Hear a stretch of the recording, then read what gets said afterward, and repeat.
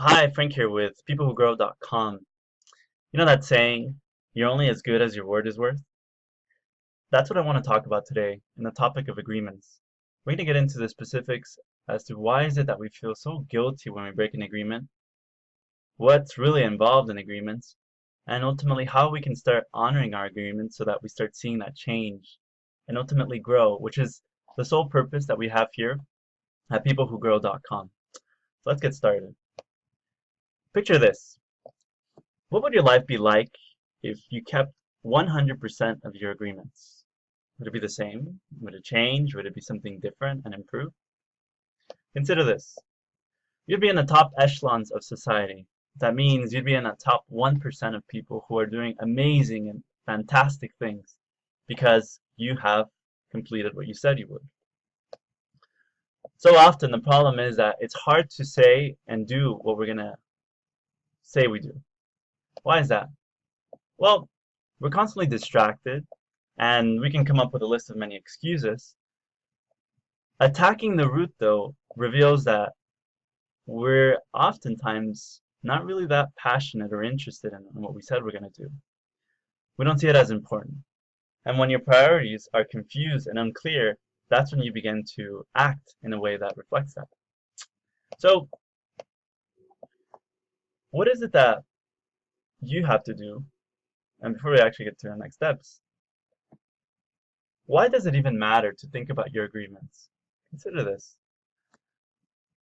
You're able to build trust, self-esteem, and you start getting into the action which builds momentum, and then you get this positive reinforcement coming back and back to you, in essence, helping you build a foundation to build on greatness. And it all begins with small little incremental deposits that you're making into, think about it like your self-esteem bank. So what happens with our agreements is that at times we may have consciously made them, like we signed up to go to the gym or we took an action to do something. There's also the possibility that unknowingly we said yes to many different things and now we're juggling all these agreements. We're not even aware of them. So let's get into that mindset of how do we become aware of them? How do we start keeping them? I propose we start creating a list with all the different agreements we have going on for our lives. Once you've got these, take some time. Take about 30 minutes to an hour to just really think about what you could stop doing today. The next step is to start scheduling. I know some of us don't like schedules. Think of your agreements like you would when you go on a vacation somewhere. That time slot that you have to miss the airplane is hugely important. And you don't miss it. If you do, you lose the trip, and by experience, I can tell you that's not a good feeling. So, for you, the next step after watching this video is share with us what you do to honor and keep your agreements. How do you know you've kept your agreements? And ultimately, how do you feel when you do?